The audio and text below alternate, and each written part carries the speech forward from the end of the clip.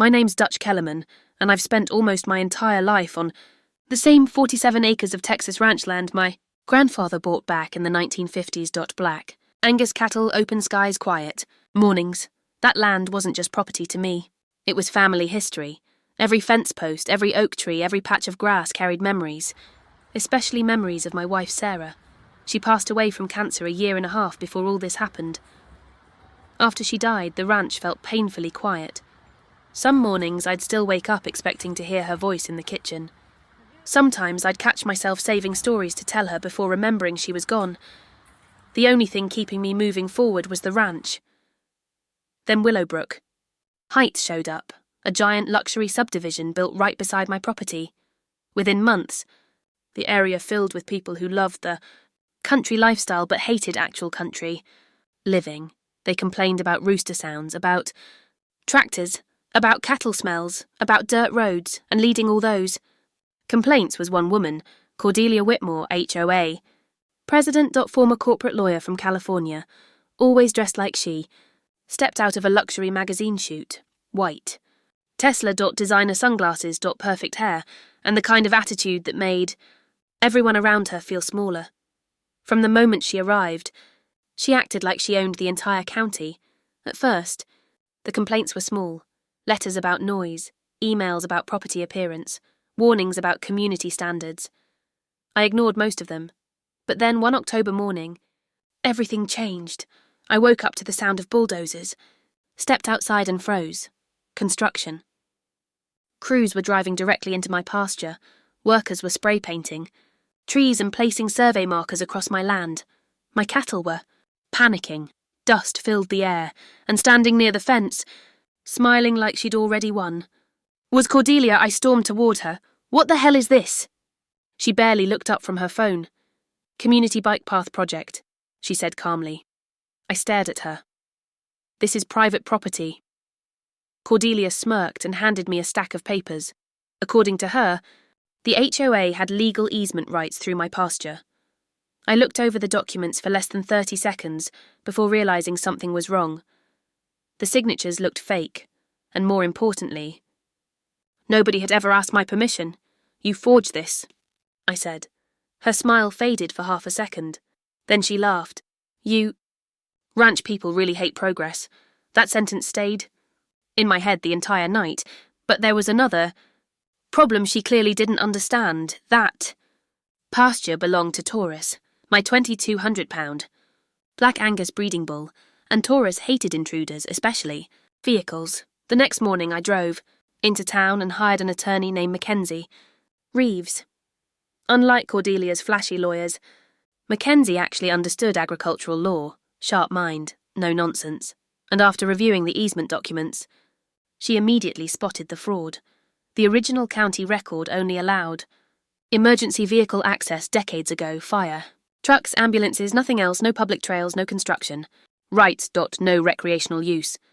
Cordelia had illegally altered the documents and forged signatures to force access through my property, and things got ugly fast after that. The moment Cordelia realized I was fighting back, the harassment started. Noise complaints, environmental complaints, anonymous reports claiming my cattle were dangerous, fake health inspectors suddenly appearing at the ranch. Then one morning, I discovered motor oil dumped into my cattle water troughs. That's when I realized this wasn't just some petty HOA argument anymore. Someone wanted to destroy me. Financially.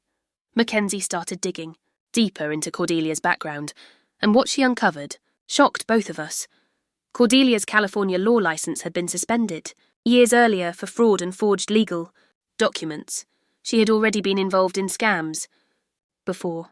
This wasn't her first time trying to manipulate property records. Meanwhile, she kept escalating. She hired private security guards to patrol near my ranch. People started filming my property.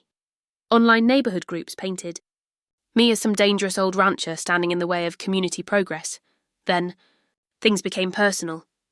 One evening, somebody slashed all 4 tires on my truck while I was visiting Sarah's grave. A week later, someone fired pellet guns at 2 of my cattle. That night, I sat alone in the barn looking over my injured animals and realized something. Cordelia wasn't just trying to steal land. She wanted me broken emotionally, financially, completely, destroyed. But Mackenzie called the next day with information that changed. Everything Dutch, she said. This was never about a bike path. Turns out Cordelia and her husband Brad were drowning in debt, and developers were secretly planning a massive expansion project. My ranch, land was the key. If they forced me out, they could sell the combined property for millions. The bike path was just step one, and then Mackenzie uncovered something even worse. Years ago, my wife Sarah had testified in a legal ethics case involving Cordelia back in California. Sarah's testimony helped expose Cordelia's fraud. This whole thing had partially been revenge against a woman who was already dead. That's when federal investigators got involved. Fraud, forgery, financial crimes, fake environmental reports, even embezzlement from HOA funds. The deeper investigators looked, the worse it became. Cordelia and Brad had stolen hundreds of thousands of dollars through fake vendor contracts and illegal payments. The FBI quietly started building a criminal case, and while all that was happening, I started working with Taurus. Now, if you've raised cattle long enough, you learn something important. Animals respond to patterns, consistency. Conditioning. Every evening during feeding time, I started playing Tesla alarm sounds near the pasture. Whenever Taurus moved toward the sound, he got rewarded with treats, again and again and again. After weeks of training, Taurus reacted instantly whenever he heard that specific Tesla alarm frequency. And honestly, that gave me an idea. The annual HOA meeting was approaching. Cordelia planned to publicly announce the bike path expansion there. Federal agents planned to attend too. Everything was lining up perfectly. The night of the meeting, the community centre was packed. Residents, local reporters, cameras everywhere. Cordelia arrived late in her white Tesla Model X, looking completely confident. Like she had already won, she walked onto the stage, smiling proudly. "Tonight," she announced, "we celebrate a major victory for community modernization." Then Mackenzie stood up. The entire room went quiet. "Mrs. Whitmore," she said calmly, "would you care to explain these forged easement documents?" A projector screen lit up behind Cordelia, showing side-by-side comparisons of fake signatures and real ones. Then came financial records, bank transfers, fraud reports, evidence of embezzlement. The room erupted. People started shouting. Cordelia completely lost composure. "These are lies!" she screamed. That's when FBI agents stood up from the crowd.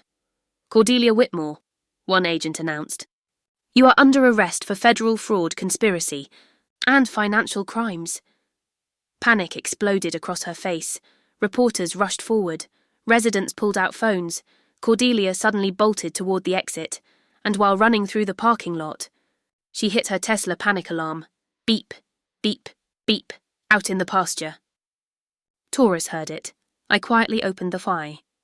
Remote-controlled pasture gate, and suddenly, 2,200 pounds of angry bull came charging. Across the field, the crowd outside started screaming. Cordelia turned just in. Time to see Taurus slam directly into the side of her. Tesla crunch, metal folded inward. Glass exploded everywhere.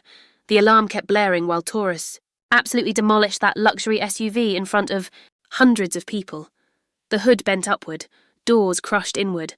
One mirror flew 20 feet across the parking lot. People couldn't believe what they were watching. Even reporters were laughing while filming. Cordelia stood there in handcuffs screaming as her precious Tesla turned into scrap metal, and Taurus, he looked proud of himself, like he'd just defended his territory exactly, the way bulls have done for thousands of years, walked calmly toward the wrecked vehicle while cameras pointed. Everywhere, Cordelia looked absolutely furious. Then I said the only thing that felt right. "Progress waits for no bull. Sweetie." The entire parking lot exploded with laughter and applause, and by the next morning, the footage was everywhere online, millions of views. News stations across the country covered the story.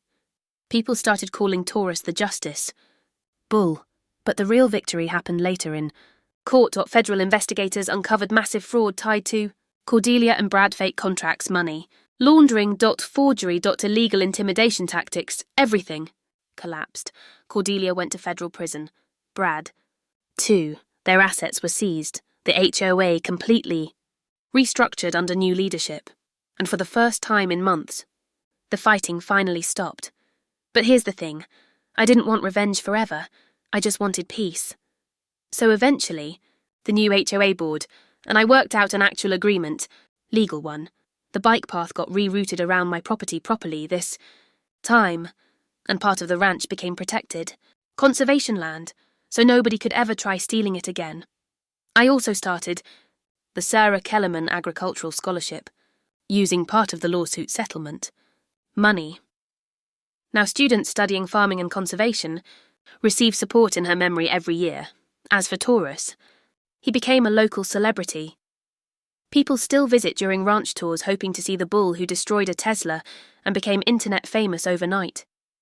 And every evening, when the sun starts setting over the pasture, I sit on my porch and look across the same land my grandfather protected all those years ago, still peaceful, still standing, and sometimes I think about what Sarah would have said if she'd seen all this happen. Probably something simple, something honest, like, never underestimate a stubborn rancher with nothing left to lose.